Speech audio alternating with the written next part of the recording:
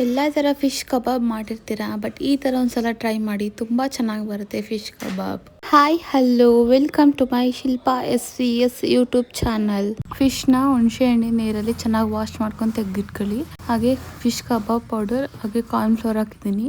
ಅದಕ್ಕೆ ಮೊಟ್ಟೆನ ಹೊಡೆದು ಹಾಕೊಂಡ್ಬಿಟ್ಟು ಶುಂಠಿ ಬೆಳ್ಳುಳ್ಳಿ ಪೇಸ್ಟು, ಅರ್ಧ ನಿಂಬೆ ಹಣ್ಣು, ಫುಲ್ ರಸನೆಲ್ಲ ಹಿಂಡ್ಬಿಟ್ಟು ಪೂರ್ತಿನೇ ಹಾಕೊಳ್ಳಿ. ಅರ್ಧ ನಿಂಬೆ ಹಣ್ಣು ಚೆನ್ನಾಗಿ ಹುಳಿ ಇದ್ರೆ ಟೇಸ್ಟ್ ಚೆನ್ನಾಗಿರುತ್ತೆ.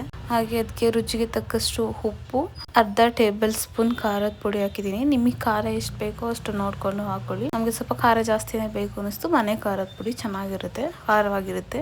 ಹಾಗೆ ಅದನ್ನ ನೀಟಾಗಿ ಮಿಕ್ಸ್ ಮಾಡ್ಕೊಳ್ಳಿ.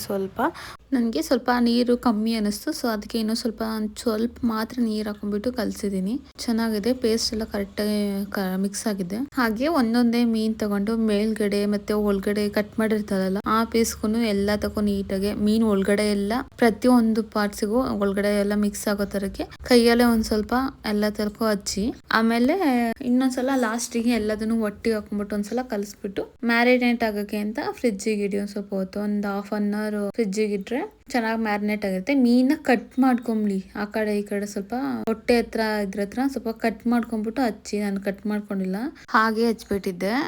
ಬಟ್ ಅದು ಬೇಯಿಸ್ಬೇಕಾದ್ರೆ ಚೆನ್ನಾಗಿ ಕ್ರಿಸ್ಪಿಯಾಗಿ ಸೈಡ್ ಎಲ್ಲ ಬೇಯುತ್ತೆ.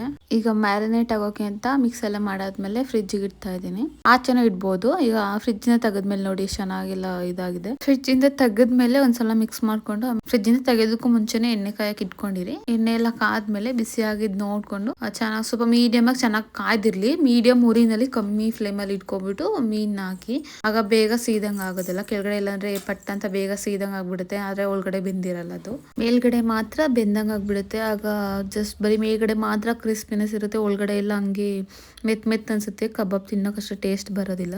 ಹಾಗೆ ನಾವು ಮೇಲ್ಗಡೆ ಕೋಟ್ ಮಾಡಿರೋ ಅಂತ ಲೇಯರ್ ಅದೆಲ್ಲ ಸ್ವಲ್ಪ ಗಟ್ಟಿ ಆದ್ಮೇಲೆ ಮರ್ಚ್ ಹಾಕೊಂತಾ ಇರಿ.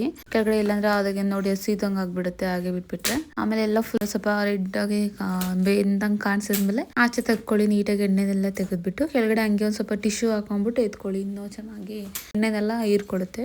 ನಮ್ಗೆ ಮೀನು ಸ್ವಲ್ಪ ದಪ್ಪ ಮೀನ್ ಸಿಗ್ಬಿಟ್ಟಿತ್ತು. ಕಬಾಬ್ ಮಾಡುವಾಗ ಮೀನ್ ಸ್ವಲ್ಪ ಸಣ್ಣ ಇರುವಂತ ಮೀನ್ ತಗೊಬನ್ನಿ. ನೀವು ಕಬಾಬ್ ರೆಸಿಪಿ ಒಂದ್ಸಲ ಟ್ರೈ ಮಾಡಿ ನೋಡಿ, ಹೇಗ್ ಅನ್ಸುತ್ತೆ ಕಮೆಂಟ್ ಅಲ್ಲಿ ಬಂದು ಕಮೆಂಟ್ ಮಾಡಿ, ಲೈಕ್ ಮಾಡಿ. ಹಾಗೆ ಇದೇ ತರ ಫುಡ್ ರೆಸಿಪೀಸ್ ಬೇಕು ಅಂದ್ರೆ ನನ್ನ ಚಾನಲ್ ಶಿಲ್ಪಾ SVS ಚಾನಲ್ಗೆ ಸಬ್ಸ್ಕ್ರೈಬ್ ಮಾಡ್ಕೊಳ್ಳಿ.